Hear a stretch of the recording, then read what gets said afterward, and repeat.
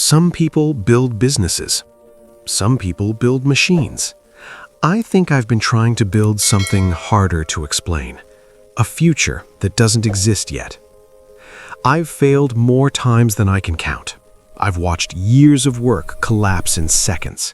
I've slept on cold floors, stared at ceilings at 3 a.m., wondering if this was finally the moment it all ended. But I never cared much about comfort. I cared about progress. This isn't a story about success.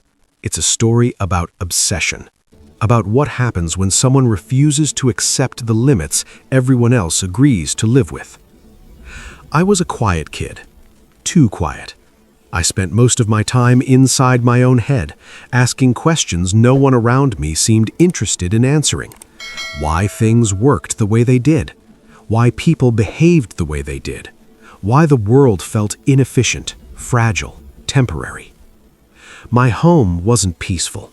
There was tension in the air, unpredictability. You learn early in environments like that, either how to shut down or how to build armor out of curiosity. I chose curiosity. I read constantly, not for school, for survival. Science, engineering, philosophy, fiction, anything that hinted at how reality could be bent, reshaped, improved. While other kids were playing games, I wanted to understand the system behind the game. By the time I was very young, my mind didn't slow down. Ideas collided non-stop. I thought something was wrong with me. Turns out, I just wasn't designed for stillness. I started building things, small at first. Code, circuits, simple systems. Then something clicked. Ideas didn't have to stay trapped in my head. They could become real. The first time I earned money from something I built, it wasn't the amount that mattered. It was the proof. Proof that imagination could alter reality. That was addictive. I left home early, not because I hated it, but because I knew staying meant shrinking. I wanted to be where ambition wasn't treated like arrogance, where risk wasn't something to avoid, but something to master. I studied relentlessly, not to collect degrees, but to collect leverage. Understanding the laws of nature, understanding the laws of money. If you understand both, you don't have to ask permission to build. When I arrived with almost nothing, no connections, no guarantees, it became very clear no one was coming to save me. So I started.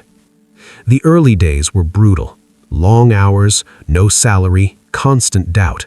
I slept where I worked, ate what I could afford. Every day felt like standing on the edge of collapse. Most people quit there. I didn't.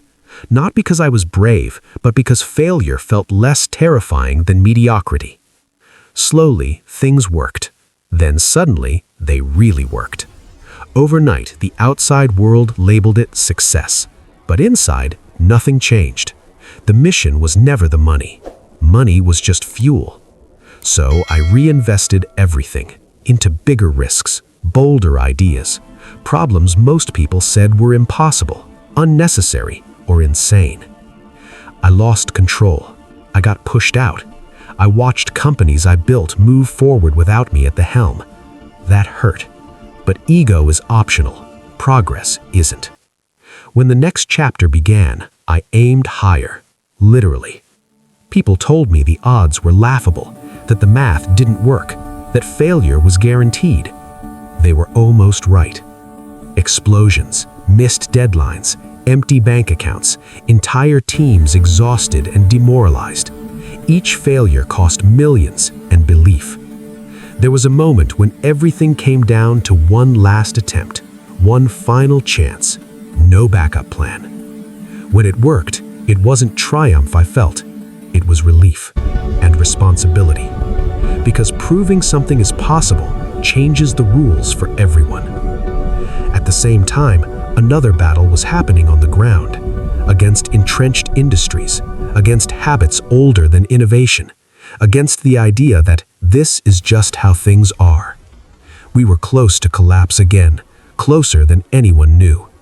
I put everything on the line: money, reputation, health. Failure wasn't theoretical, it was hours away. Then came the call that changed everything. Not victory, survival. From there, momentum built, systems improved, technology matured. What was once mocked became inevitable. But success extracts a price. Relationships fracture, sleep disappears, the pressure never turns off. People see the launches, the products, the headlines. They don't see the cost. There were years where work consumed everything. Birthdays missed, marriages strained, a constant weight that never lifts. But here's the truth no one likes to say. If something matters enough, balance becomes a luxury. The goal was never applause, it was continuity. Making sure humanity doesn't bet everything on a single fragile planet.